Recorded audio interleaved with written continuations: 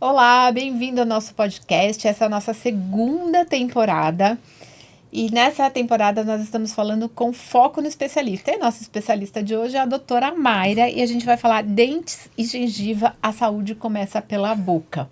Então o assunto hoje aqui tá muito interessante como sempre. Só que antes de eu passar para a gente abordar o assunto, eu quero que você vai ali no sininho, sabe aquele sininho que tem ali no YouTube? Já aciona para que você não perca nenhum episódio, para que a gente possa te avisar. Já pega o link, já compartilha com os amigos, já salva para não perder nada, porque às vezes você tem que sair aí no meio do episódio e você depois tem que voltar e não acha. Então salva, porque o que não falta aqui é qualidade de informação.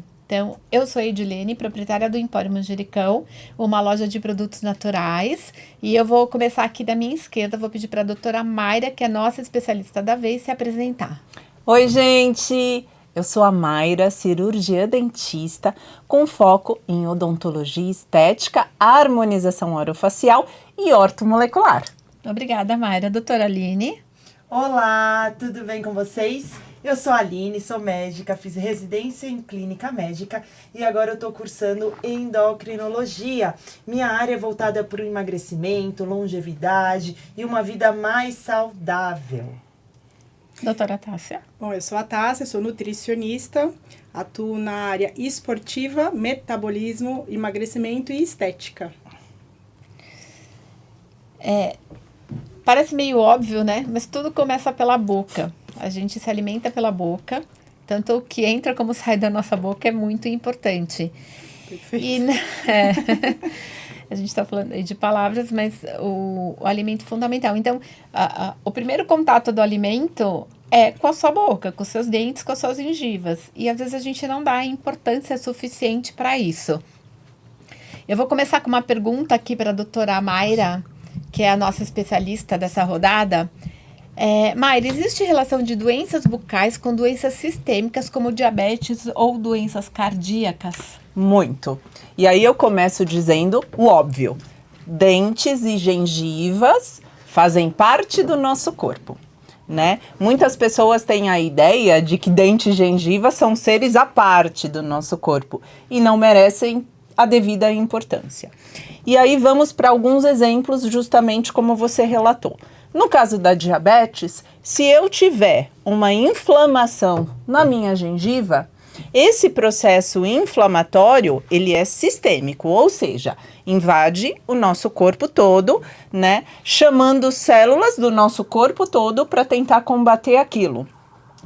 E o fato da gente ter a liberação dessas substâncias num processo inflamatório vai fazer, sim, com que a minha glicemia, que é o, entre aspas, o açúcar no sangue, aumente e eleve. Então, a gente tem que tomar muito cuidado com pacientes diabéticos em estar mantendo sempre uma boca saudável.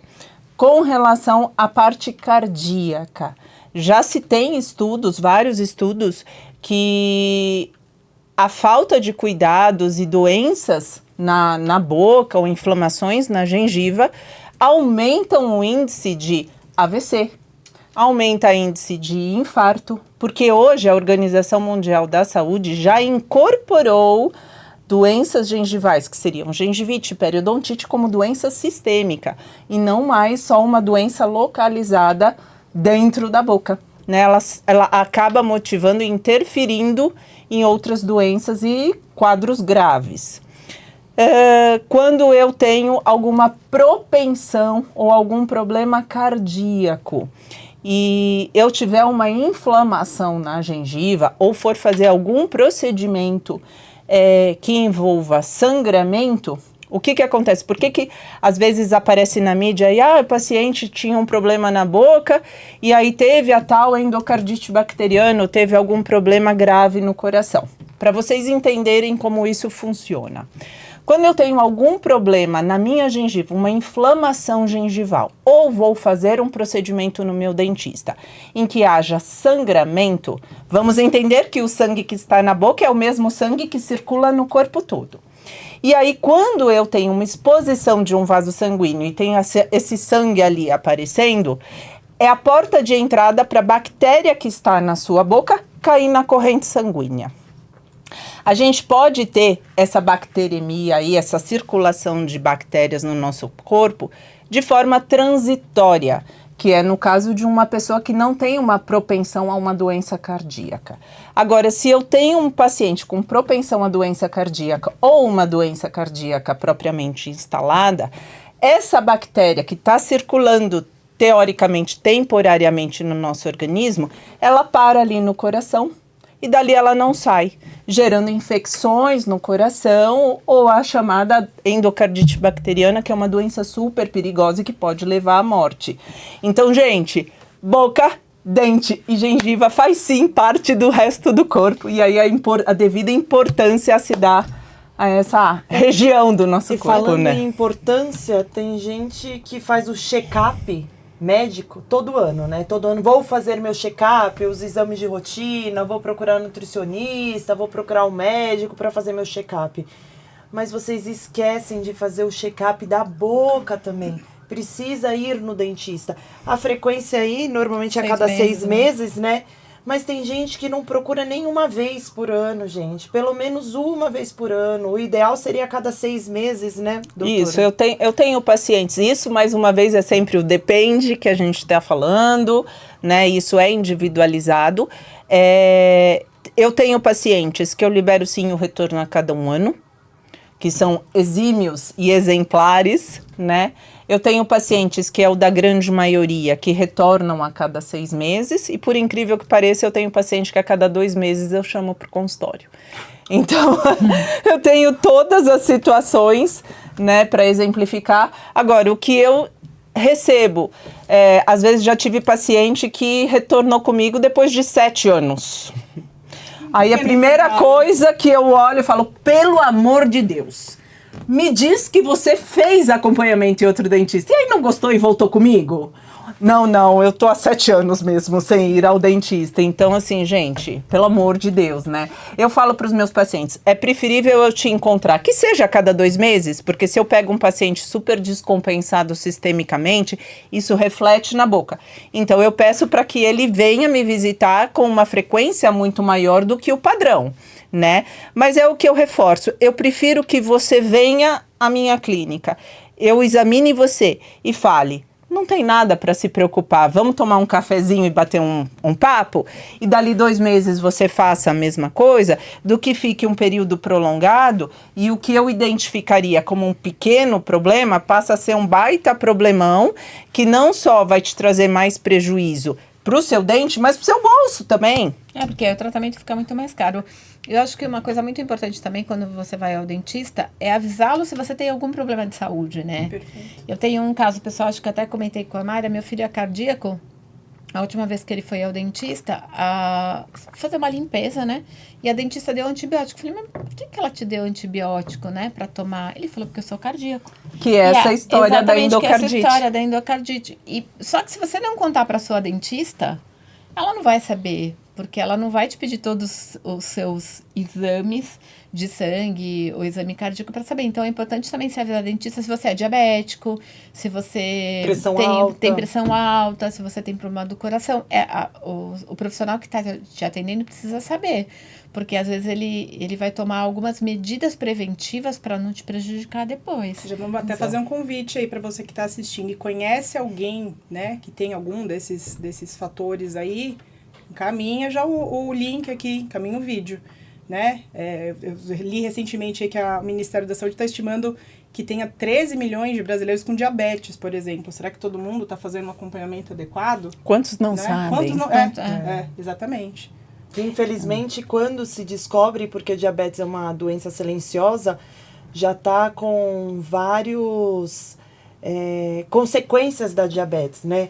Então, uma das consequências é a diminuição da visão, perda da sensibilidade, e trazendo inclusive a diabetes aqui para o nosso tema, a diabetes influencia inclusive na saúde bucal. Por que influencia na saúde bucal? Porque quem tem diabetes, a diabetes quando está descompensada, tem uma perda óssea maior.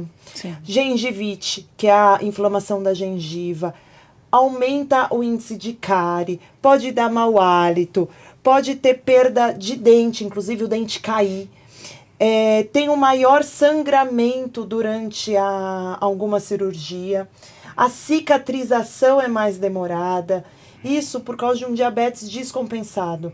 Então, assim, é muito importante, é o que a Edi estava trazendo, para contar para o seu dentista. E mais importante ainda, é o profissional que você procura também, o dentista, fazer uma boa anamnese, fazer essas perguntas para você.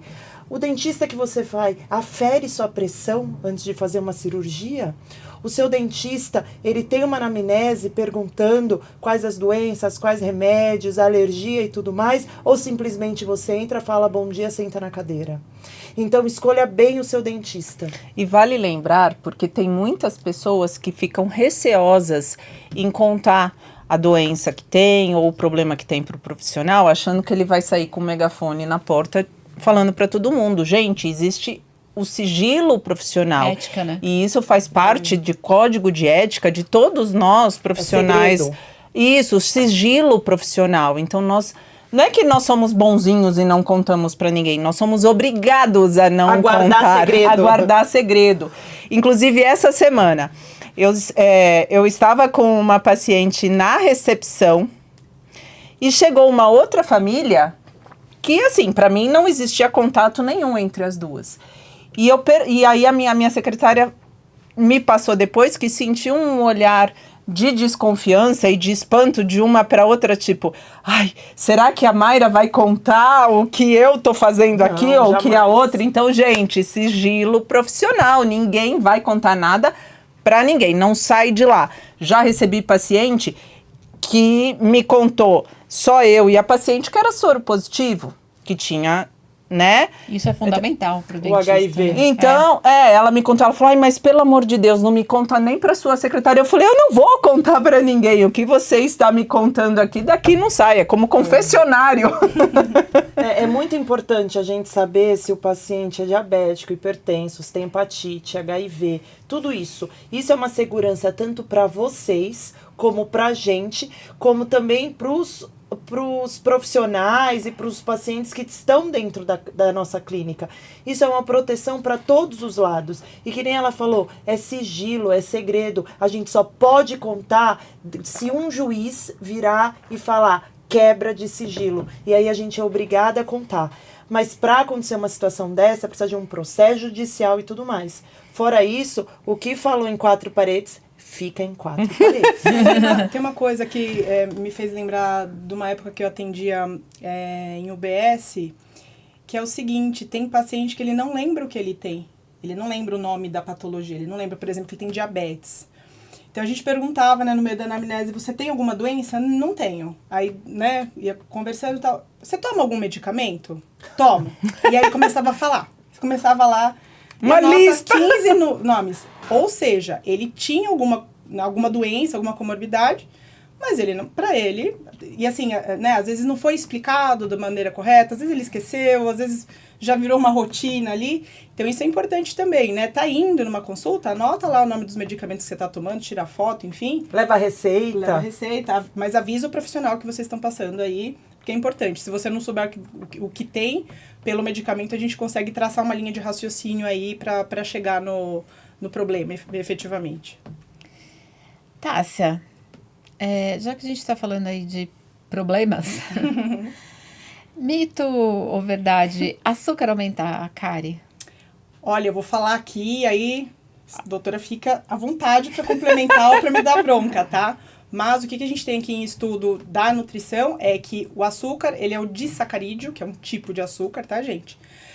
Que é o mais cariogênico que existe, ou seja, é o que mais tem potência de gerar cáries aí na nossa boca, tá? E por quê, né?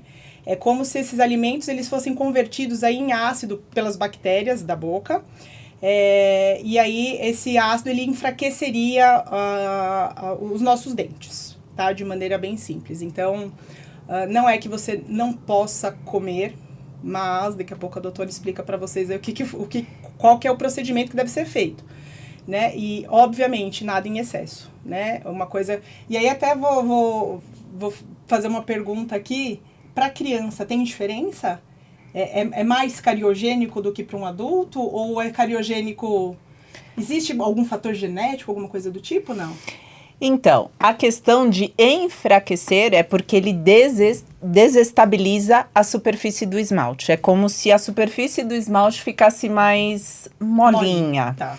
E aí, o fato dela ficar mais molinha, as bactérias conseguem, Grudar. desculpem, professores, furar o dente com mais facilidade. Então, por conta disso, e isso vale. Em termos de criança, a gente sempre pensa e remete à questão da quantidade de açúcar que está sendo ingerida pela criança.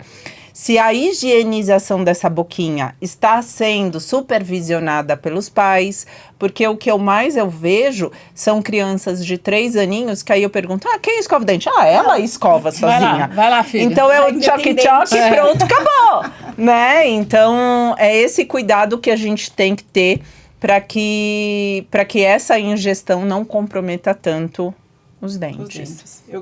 Professores dela também desculpem, mas eu já visualizei um bichinho com uma escavadeira assim, furando o dente. É mais ou menos isso. Eu vou trazer um assunto bem polêmico. Criança com cárie. É de responsabilidade dos pais, dos avós, dos titios. É de quem cuida dessa criança. A criança, ela não tem a sabedoria de como escovar os dentes. O adulto já tem. Se você tem dificuldade, não sabe o correto de escovar, joga no Google, YouTube, como escovar dentes. Tem uma aulinha prática lá e que te ensina. Então, se seu filho tem cárie, a responsabilidade é sua. A questão genética. Então, vamos lá, a gente poderia falar de fatores onde a estrutura do dente não seja tão mineralizada. Existem algumas patologias que fazem sim com que esse esmalte não seja formado adequadamente e o dente sim fica mais fragilizado. Assim como o uso de antibióticos na gestação, porque é na gestação que todo o germe dental lá é formado no interior da boquinha da criança. Então, o uso de um antibiótico pela mãe na gestação, alguns específicos, não são, né? São alguns bem pontuais, podem interferir sim na formação do dente. Agora, receber um paciente que fala que eu tenho a minha boca todinha danificada, cheia de cáries, por causa de um antibiótico que eu tomei na infância, desculpa, é mentira. Por quê? A cárie, ela só é formada se eu tiver, primeiro, o dente, segundo, a bactéria e terceiro, a sujeira. Tá. Se eu não tiver um dos 3, eu não tenho formação de cárie. Mas eu tenho uma patologia, uma alteração na formação do meu esmalte. Ok, esse esmalte ele vai ser mais fraquinho e mais propenso à formação de cárie. Mas aí eu volto, eu tenho a sujeira? Acho que é como tudo na saúde, né? Que a gente fala que a gente tem um fator genético que é a arma. O gatilho, quem aperta. Sim, eu tenho uma paciente que tem essa deficiência na formação do esmalte, né? Então, os dentes dela, ela tem mais ou menos a nossa faixa etária e os dentes dela já quase não tem o esmalte. É só, porque vamos entender, o nosso dente, ele é formado por algumas camadas e a mais superficial delas é o esmalte. É o mais mineralizado, mais duro, mais resistente e é na presença dele que dificulta as bactérias a penetrarem. Se eu não tenho esse esmalte, essa cobertura maior, eu vou ter mais sensibilidade, eu vou ter maior propensão de cárie, porque o tecido que está abaixo é menos mineralizado, portanto, menos duro. Porém, essa paciente, o índice de cárie dela é baixíssimo. Porque cuida. Porque cuida. Então, não justifica. Não é desculpa. Agora, uma curiosidade. Comeu doce, escovou o dente de imediato? Comeu doce, escova. O que eu recomendo é a ingestão de alimentos com muita acidez, como por exemplo, suco de limão, alimentos que tenham um poder de acidez muito alta no alimento, que é diferente do açúcar que ele é convertido num ácido. Agora, se eu faço a ingestão de um alimento que já é ácido por natureza, ele já vai promover essa desestruturação da superfície do esmalte, deixando, mais uma vez, desculpa, professor, essa superfície mais amolecida. E aí, se eu fizer a higienização logo na sequência, eu vou promover uma abrasão maior dessa superfície dentária. Então, o que eu recomendo? Ingeriu a sua água com limão, ingeriu algum alimento que tem um poder de acidez muito alta, dá um intervalinho de uns 30 minutos mais ou menos após a ingestão, porque aí eu já vou ter um restabelecimento do meu pH, essa reestruturação da superfície, e aí eu vou poder higienizar minha boca sem prejuízo. No caso do doce pode ser direto, né? É. Já que a gente está falando de abrasão, os cremes dentais caseiros, que é outra demanda que a gente tem muito na loja. E caseiro eu falo aquele que você faz na sua casa, não aqueles que são feitos com ingredientes mais naturais e são industrializados. E a gente recebe uma demanda muito grande ali, o pessoal faz com carvão vegetal e cúrcuma. Então, eu vou falar a minha opinião, tá? Eu não recomendo, por serem, apesar de eu ser apaixonada pela cúrcuma, pelo poder anti-inflamatório, maravilhoso, como a ortomolecular, eu sou fã de cúrcuma. Porém, não para escovar os dentes.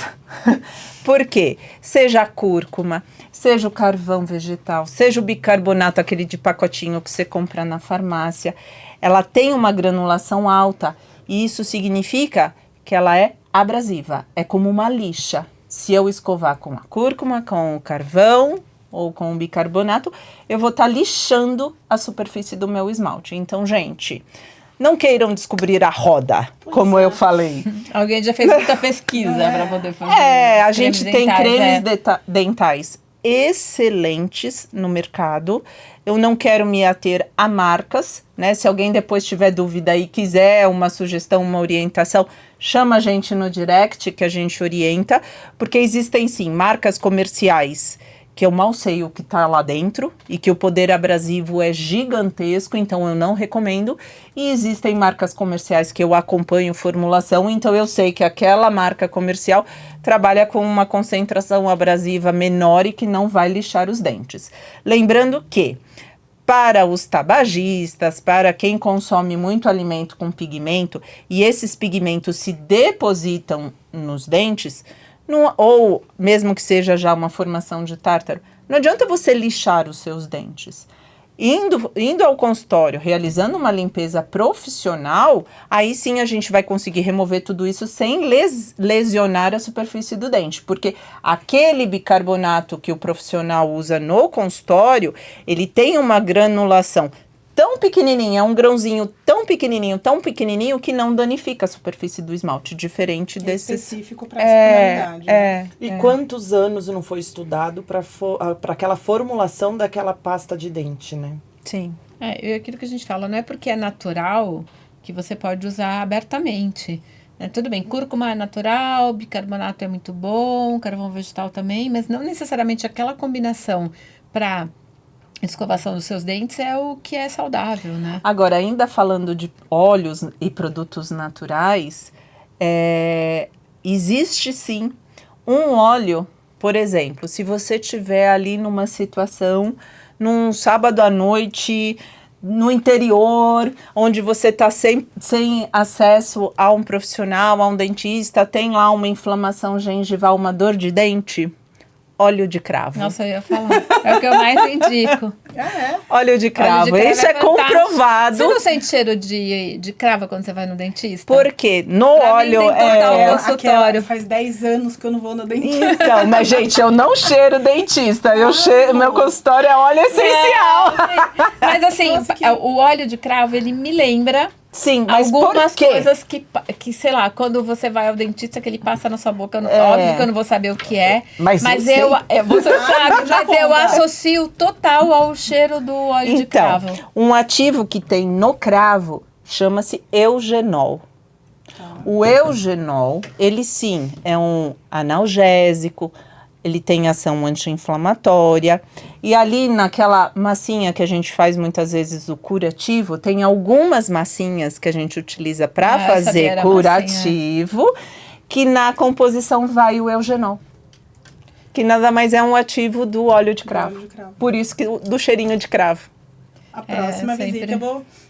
eu sempre indico óleo de cravo. O óleo de melaleu, que eu gosto bastante. Que tem ação também. anti-inflamatória, Que tem ação ótimo. anti-inflamatório. De- Quando você tá com afta, mas não pode pôr direto na boca, melaleuca queima.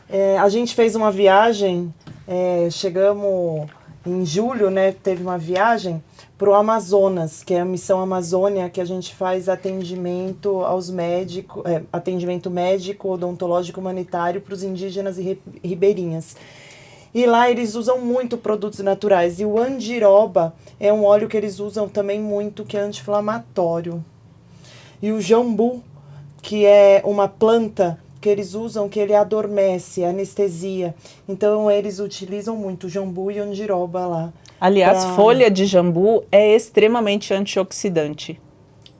Fazendo uma propaganda aí, mas uma propaganda num bom sentido, seguem a nossa página aí da missão, que é Missão Ceanama, @Missão Ceanama, com S. Segue, compartilha e ajuda aí a gente na nossa missão pro ano que vem de 2024.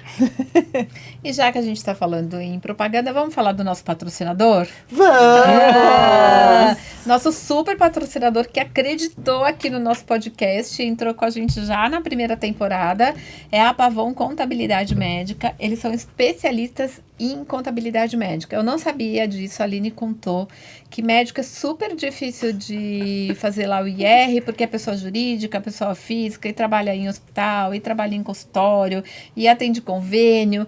E aí a Aline contou pra gente que a Pavão Contabilidade é especialista. Então, se você é médico ou da área médica e vive caindo na malha fina porque não consegue fazer O imposto Declaração. o corretamente. imposto corretamente, então você procura a Pavão Contabilidade.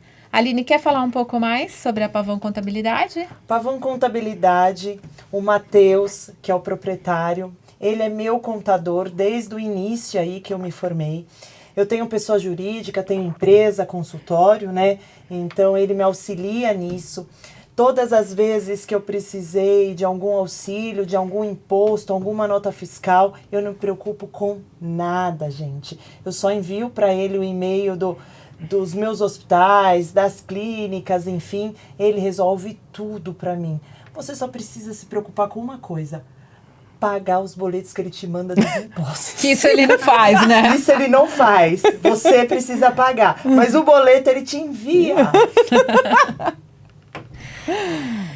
Muito obrigada, Pavão Contabilidade, por acreditar no nosso projeto. Mayra, uma pergunta. Gestante pode fazer tratamento odontológico? Eu sofri muito nas minhas 2 gestações, mas muito. Gestante não pode, deve.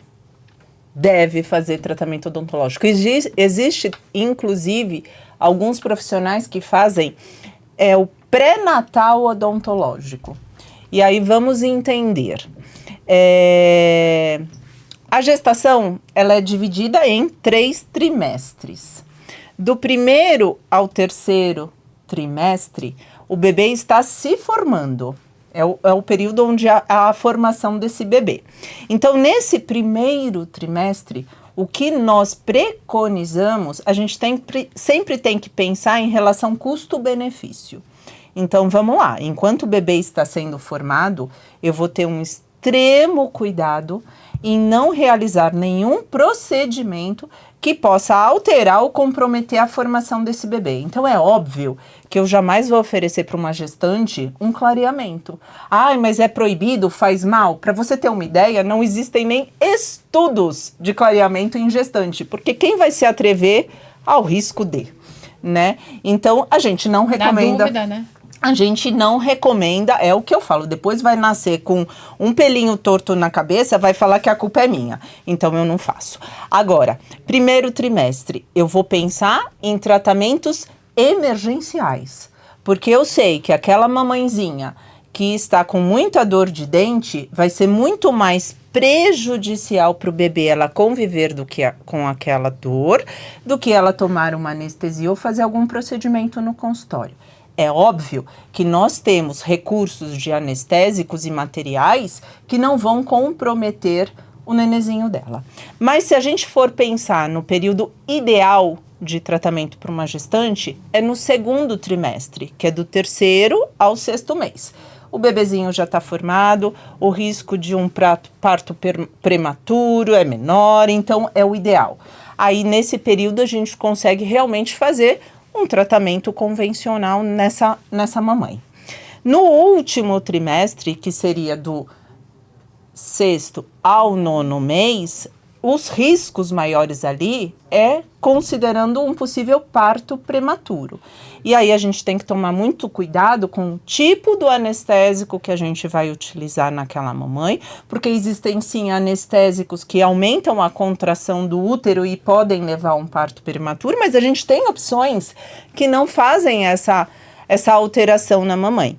E vale salientar, como eu falei no início, a questão de doenças periodontais, doenças de gengiva e estrutura do dente, que são consideradas como doenças sistêmicas. E hoje já se sabe que mamães com grandes inflamações na gengiva levam a parto prematuro. Nossa, que interessante. Então é uma relação direta em problema periodontal e parto prematuro. Então a gente sempre analisa a relação de custo-benefício, o que é realmente importante ser feito na mamãe e o que realmente é desnecessário nesse momento.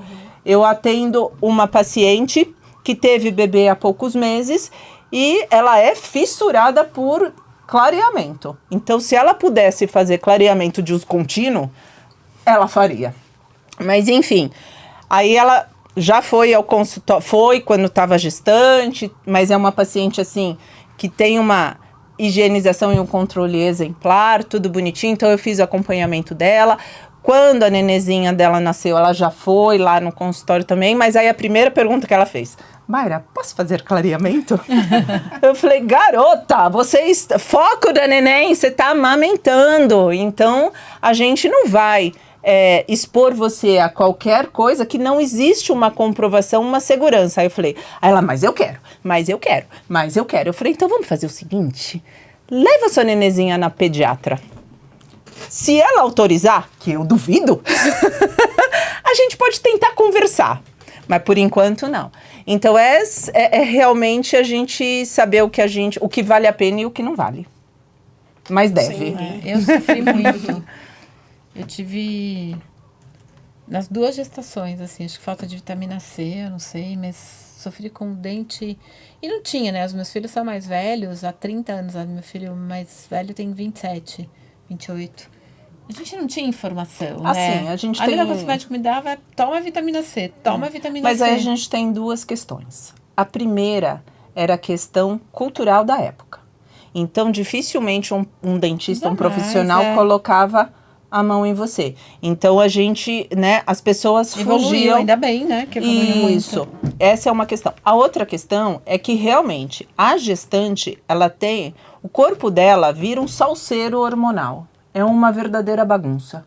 Então, se eu tiver uma inflamação na gengiva, ela vai evoluir de uma maneira.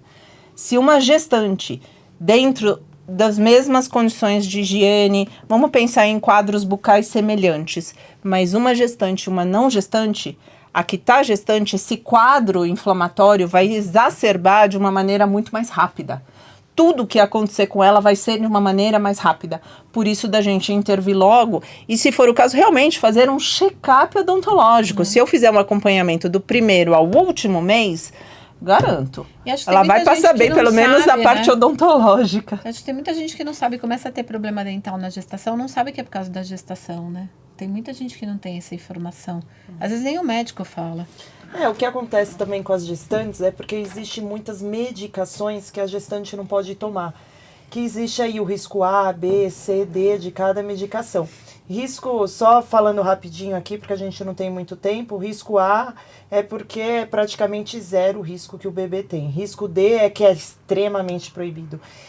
E existe muita medicação que gestante não pode tomar. Então, a gestante, ela fica também nesse dilema, eu vou procurar, mas eu não posso. Mas o profissional habilitado, ele vai saber o que pode fazer com você, o que não pode, o que a gente vai postergar, o que é emergência. Porque às vezes uma emergência de agora pode se tornar uma emergência pior até para o seu bebê. pode até influenciar na passagem da placenta, uma infecção, por exemplo. Você está com uma infecção na boca, essa infecção, de uma forma bem leiga, tá bom? Essa infecção na boca pode virar uma infecção generalizada, virar uma sepse, e aí ser prejudicial para o seu bebê. Então, existem situações que a gente pesa na balança o risco-benefício. Então, procura o profissional habilitado para te ajudar. E Aline, já que a gente está falando em riscos, o que você me fala sobre piercing na boca? Olha, não sei a opinião aqui da mesa, mas a minha opinião é que não existe uso de piercing na boca, quando eu falo boca, gengiva, bochecha e lábio, de forma segura, que não traga riscos. Quando você coloca um piercing nessa região, você tem um risco na hora da colocação, tá? Pegar algum nervo, você ter alguma infecção, inflamação, alergia no local. Ah, coloquei o piercing, nada disso aconteceu. Sorte, que bom que nada aconteceu disso. E o decorrer do uso desse piercing? O decorrer do uso desse piercing pode lascar o esmalte do dente, pode entortar seu dente, ele altera aí o alinhamento, né? Pode aumentar a sensibilidade do dente, sabe aquela sensação do frio, do gelado que dói o dente? Pode aumentar essa sensibilidade. Aumenta o risco de endocardite, que nem a doutora falou, daquela infecção lá no coração. Aumenta a placa bacteriana na língua, sabe aquela língua branca e tudo mais? Aumenta a propagação aí das bactérias. Falando de bactérias, aumenta o risco de infecção. Falando em risco de infecção, aumenta o risco de infecções de doenças sexualmente transmissíveis. Quais elas? HIV, hepatite, enfim, porque fica uma região de atrito, então acaba formando microlesões, que às vezes não é perceptível a olho nu, mas tem alguns rompimentos de porta de entrada. Então, é o maior risco de você contrair o HIV, hepatite, enfim, outras doenças, fora que se você não está se preocupando com nada disso, o bafo fica com mau hálito também. Nossa, você não percebe. É. Então, assim, às vezes a pessoa que tem mau hálito, ela não percebe que está com mau hálito. As pessoas em volta sabem. E é muito incômodo você avisar uma pessoa, ai, quer uma balinha? Tá com um cheirinho ruim na boca. As pessoas se sentem, às vezes, ofendidas quando recebem essa informação de alguém próximo de você. Então, a minha opinião, escolha outros lugares para pôr piercing, mas na boca eu sou contra, gente. Eu reforço, eu também sou da mesma opinião. Aliás, eu falo, fura onde quiser, mas não fura na boca, né? E aí, até para finalizar e complementar, vamos pensar que o piercing, por exemplo, na língua, ele gera um trauma 24 horas por dia. E aí, para quem não é da área da saúde, pode falar, mas o que isso interfere em um trauma constante? Um trauma constante numa região, de forma contínua, pode alterar uma lesão benigna para uma lesão maligna. Traduz, Mayra, a lesão maligna. Câncer. Nossa, piercing na boca pode dar câncer? Sim, pode. E o percentual é alto.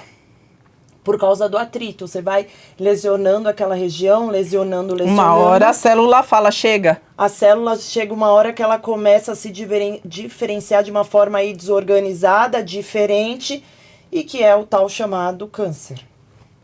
Interessante. Tássia, a gente já está indo para o final, mas eu queria te fazer uma pergunta. Claro. Quais são os melhores alimentos para a saúde bucal?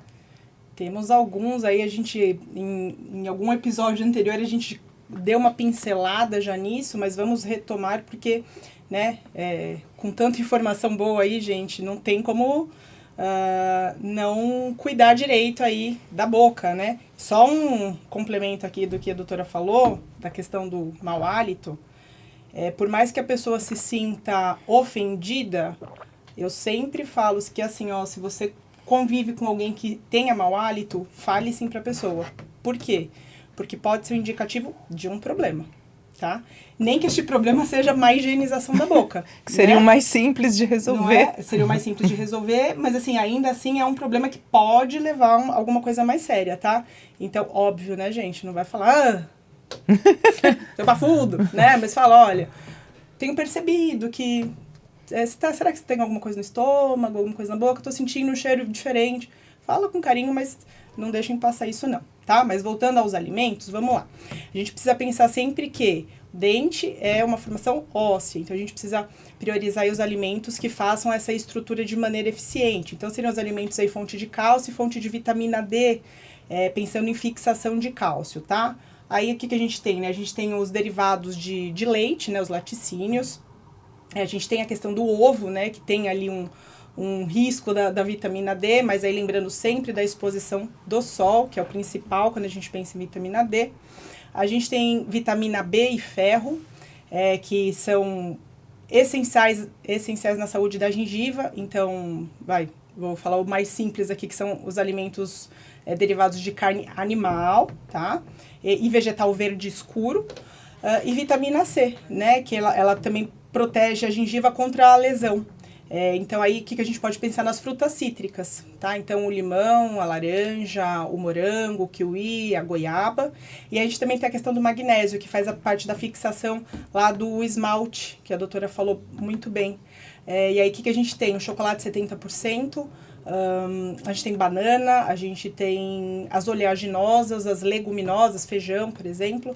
Então, todos esses alimentos aí favorecem a nossa saúde bucal. Então, você que está ouvindo a gente, tem muita informação relevante, compartilha com os amigos. Nós estamos chegando ao fim desse nosso episódio, já estamos na 2ª temporada e falamos aqui sobre saúde bucal, que também é um tema muito amplo e dá para a gente voltar a falar desse assunto. Se você tiver alguma dúvida, alguma coisa que está acontecendo com você, manda a pergunta, a gente responde no próximo episódio, ou responde aí nos nossos stories, nas nossas redes sociais. E agora eu vou começar aqui pela doutora Mayra para fazer as considerações finais, porque chegamos ao fim aí do nosso episódio. Eu quero agradecer a presença de você que esteve aí do outro lado da telinha acompanhando a gente. Lembre-se, visite regularmente o seu dentista. E aí não é meme, é importante, porque a sua saúde vai começar pela sua boca. E se você tiver uma boca saudável, aí é porta aberta para que o resto continue bem. Então, muito obrigada pela sua presença, conte comigo e se tiver qualquer dúvida, manda lá no direct, deixe sua perguntinha aqui que eu respondo, ok? Beijo! Doutora Aline?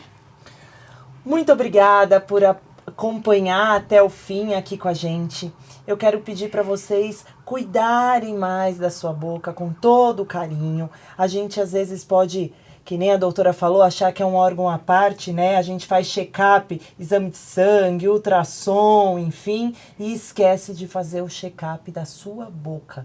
Então, pelo menos aí a cada 6 meses, 1 ano, procura o dentista para ver se tá tudo bem. Tá bom? Aguardo vocês na próxima terça-feira, às 8 horas da noite. Beijo enorme. Fiquem com Deus. Doutora Tássia?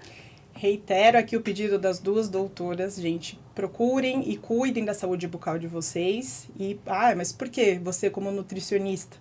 Digestão começa na boca. Então, a nossa saúde bucal ela é essencial, inclusive quando a gente pensa em absorção, em digestão, em todo o processo metabólico, tá bom? Foi um prazer estar aqui com vocês. Até a próxima terça-feira. Muito obrigada. Pessoal, saúde começa pela boca, mas também começa pela boca divulgar a gente, né? Tipo assim, use a boca para cuidar da sua saúde, mas usa também para poder divulgar o nosso programa, para levar esse conteúdo relevante, interessante para os seus amigos, para os seus colegas. Comenta com o colega do trabalho, comenta com o parente, comenta com o vizinho, mas leva essa informação, compartilha, deixa um like, coloca o sininho, manda aviãozinho, manda coração, mas colabora com a gente para que esse podcast possa trazer muito mais conteúdo interessante e relevante. E não esquece de mandar o próximo assunto que você quer ouvir aqui pra gente. Nos vemos a semana que vem, toda terça-feira, às 20 horas, no canal do YouTube. Tchau, gente! Tchau! Tchau! Beijo!